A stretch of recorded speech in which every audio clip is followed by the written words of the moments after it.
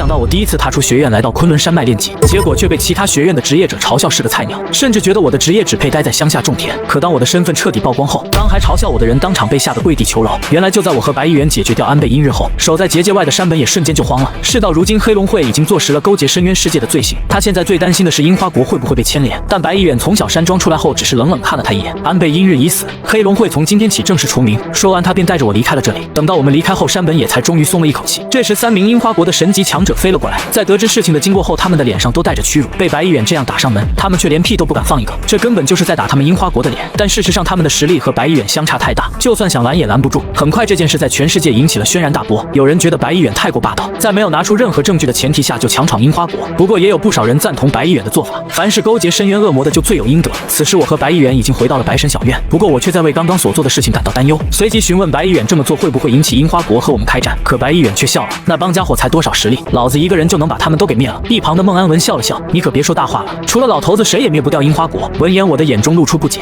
不是说樱花国的神级强者实力低下吗？难道他们还有隐藏的强者？孟安文点了点头，其实在樱花国的宗庙里还有一尊意念之神，他一旦苏醒，能够在24小时内发挥出98级的战力，只比半步超神弱一点。不过樱花国不会轻易动用这张底牌的，因为每动用一次至少需要10年时间才能恢复。听闻此话，我略微有些震惊，没想到小小的樱花国竟然拥有这样的底牌。不过想来他们只会在灭国之际才会动用，接下来就是将自己的等级提升到70级，然后进入原始秘境将符文技能给保留下来。于是我询问白衣元有什么副本适合自己，可他却告诉我副本殿堂已经没有适合我的副本，因为副本殿堂里的副本都是以装备为主，经验则是放在了其次。对于学员来说，一件好的装备远比经验重要，然而我却恰恰相反，装备什么的我完全不在乎，我要的是经验。不过这时白衣远又继续说道，副本殿堂里虽然没有适合你的副本，但是在外界有，在神夏帝国的西北方有一座特殊的副本，名为昆仑神宫。这座副本的特殊性就在于它拥有3段式，分别为山脚和山腰以及山顶，而且每一个段落都存在一座副本，分别是55级、65级和75级这3个级别。不过只有通过低等级的副本才有资格进入下一个副本，而且在山顶副本后面还有一座隐藏副本，那座副本对应的是神级。不过进入这个副本的要求非常高，需要在前3段副本中分别达到100分的评级，而评分是根据通关副本的时间、杀怪的效率以及进入副本的人数等各种因素而定的。虽然这个要求对于其他职业者而言简直难如登天，但对于你来说应该没什么太大问题。随后孟安文便将我传送到昆仑山脉脚下的昆仑城中，这里已经聚集了许多的职业者，但我走在街道上却与他们格格不入。几乎所有的职业者都穿着属于自己职业的装备和服装，而我却穿得像个生活类职业者。不过我并没有在意，